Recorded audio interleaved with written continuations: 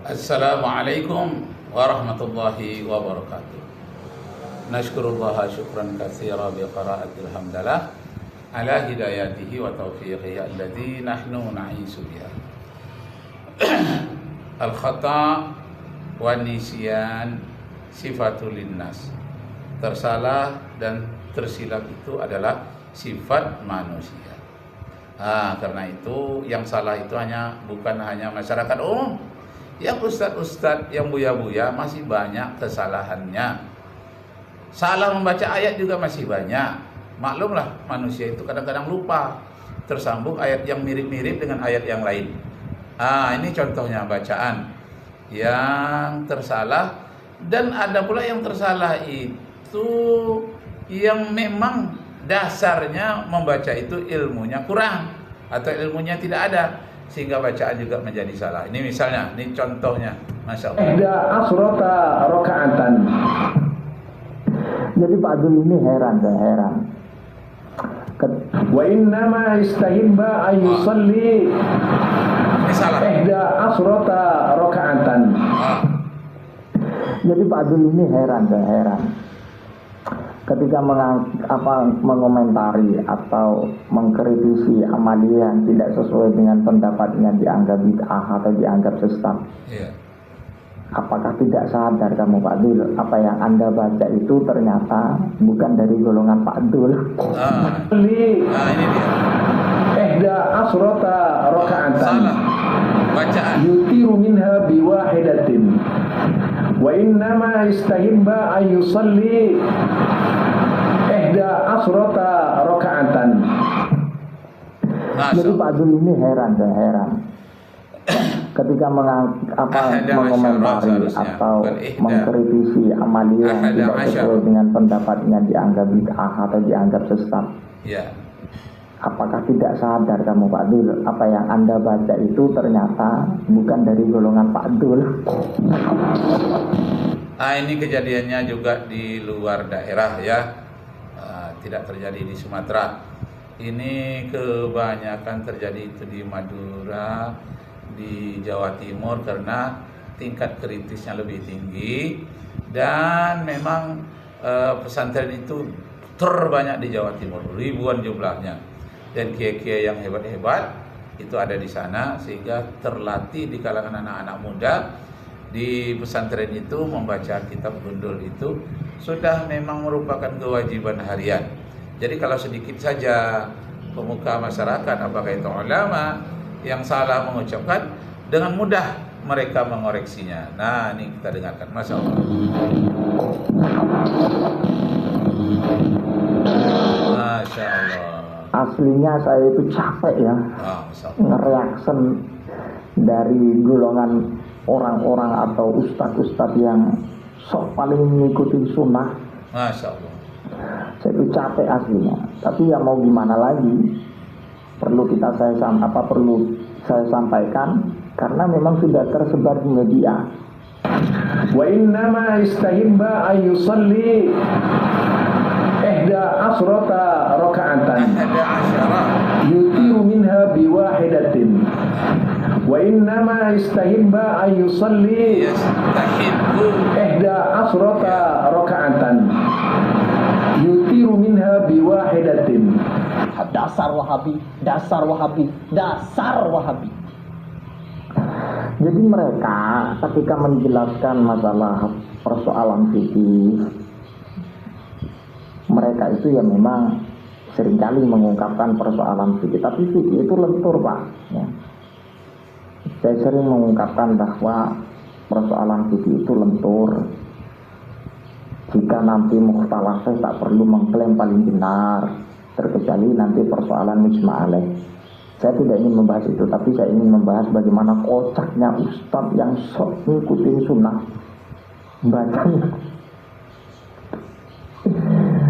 Bacanya di luar, bukan di luar akal lagi, tapi di luar rambut. Masya Allah. Nah, ulama adalah warisatul anbiya. Dasar Wahabi. Nah, begitulah reaksi mereka. Kalau saya pribadi tidak demikian. Saya terus mempelajari di mana kesalahan Hari ke hari satu persatu kita perbaiki. Mana yang benar kita ikuti, mana yang tidak baik kita perbaiki supaya menjadi baik. Allahu Akbar. Bapak Ibu saudara-saudara sekalian, saya banyak mendapatkan pertanyaan dari ceramah-ceramah juga dari mahasiswa. Bagaimana kalau kita mempelajari agama ini dari pemikiran-pemikiran barat? Orang barat juga banyak meneliti tentang Islam. Ada yang niatnya untuk mencari-cari kesalahan Al-Quran, kesalahan hadis, atau kesalahan pribadi umat Islam, maupun dia mencari-cari kesalahan teks di dalam Al-Quran dan hadis. Sengaja mereka cari-cari. Di antaranya yang ahli di dalam bahasa Arab, ahli dia juga dalam bahasa Smith, yakni bahasa Ibrani. Dia coba mempelajari kekurangan-kekurangan bahasa Arab. Nama orang itu namanya Harjib. Lebih hebat daripada Snouk Hokranyi. Snouk Hokranyi itu pernah tinggal di Mekah dan fasih berbahasa Arab. Kemudian diutus ke Aceh, mengubah namanya menjadi Abdul Ghaffar, Syekh Haji Abdul Ghaffar, yang dimanfaatkan oleh Belanda untuk membuka pintu gerbang Aceh. Belanda pun masuk. Nah, itu si munafik Snouk Hokranyi. Dia orientalis. Nah, sekarang orientalis yang lebih hebat daripada Snouk Hokranyi menguasai bahasa Arab, bahasa Ibrani, dan banyak bahasa lain. Bahasa Mesir kuno pun dia tahu. Nah, dia cobalah mempelajari kekurangan Islam itu. Akhirnya dia buat satu kesimpulan di dalam bahasa Inggris. Dia tidak menemukan dalam Islam itu suatu cacat. Bahkan dia menemukan kesempurnaan. Dia ungkapkan dalam bahasa Inggris, bunyinya begini. Islam is indeed much more than a system of theology, but it's a complete civilization. Saya percepat. Islam is indeed much more than a system of theology, but it's a complete civilization. Apa itu artinya? Islam yang saya cari kelemahan-kelemahannya itu, dicari kekurangan-kekurangannya itu, tapi Islam yang sesungguhnya itu bukanlah sekadar akidah dan ibadah, bukan sekadar di masjid, tetapi Islam lebih jauh dari itu. More than a system of theology, lebih daripada sistem mempelajari akidah dan ibadah.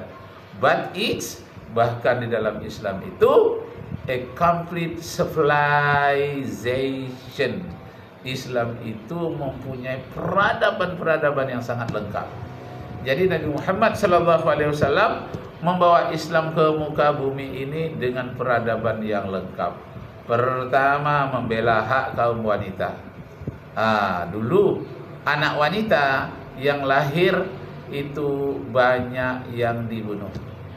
Al-Quran menerangkan, wa idza busyira ahaduhum bil untha zalla wajhuhu wa huwa kazim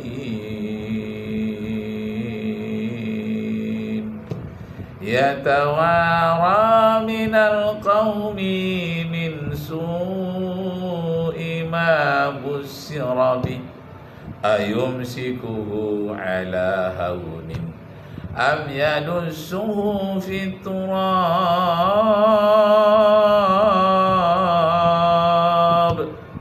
am yadussuhu fit turabi ala sa'a ma yahkumun.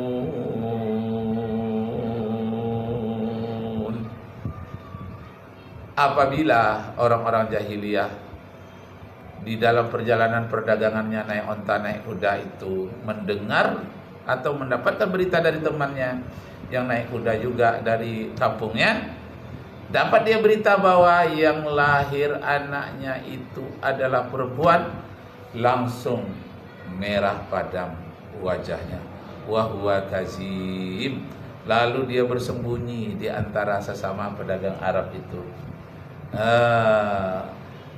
bersembunyi dia menyendiri, merasa malu mendapatkan anak wanita yang lahir, karena kehidupan waktu itu sibuk perang yang diperlukan anak laki-laki.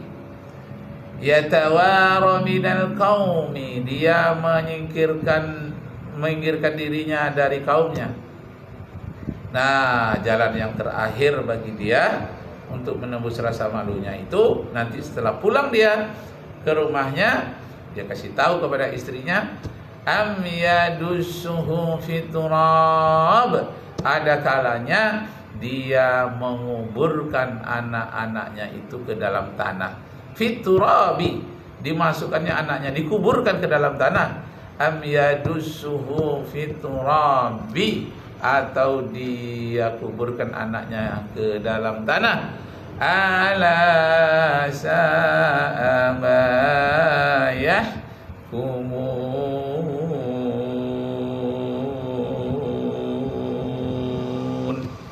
Alangkah jahatnya, alangkah jeleknya hukum yang mereka perbuat. Nah, Bapak Ibu Saudara sekalian, jadi Islam itu datang membela nasib anak-anak, membela nasib kaum wanita, dan kemudian membela nasib orang miskin, menghapuskan perbudakan. Nah, tetapi Rasulullah menghapuskan perbudakan itu tidak sekaligus dengan cara siapa yang melanggar di bulan Ramadan, dia membatalkan puasanya karena terpengaruh nafsu dengan istrinya, lalu dilakukannya itu di bulan Ramadan, maka dibayar kifarat. Kifaratnya itu apa? Memerdekakan budak. Atau dia bersumpah saya tidak akan melakukan sesuatu, sumpah bukan saya melakukan, ternyata dia melakukan, dia bayar kifarat sumpah apa? Memerdekakan budak. Atau dia membunuh orang tidak sengaja.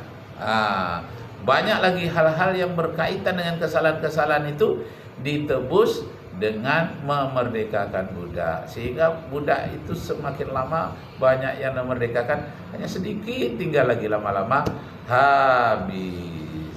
Karena masalah perbudakan itu tidak bisa diberlakukan sekaligus, karena berkaitan dengan masalah ekonomi, masalah tenaga kerja yang diperlukan di rumah tangga. Maka dilakukan oleh Rasulullah berangsur-angsur. Dan banyak pula budak yang bikin kesalahan, orang mengadu kepada Rasulullah, ya Rasulullah, dia ini bikin kesalahan ya Rasulullah, dia mencuri di rumahku. Walaupun mencurinya kecil-kecil, tapi itu tidak boleh. Sampai kepada Rasulullah, biar aku tebus, kata Rasulullah, dan aku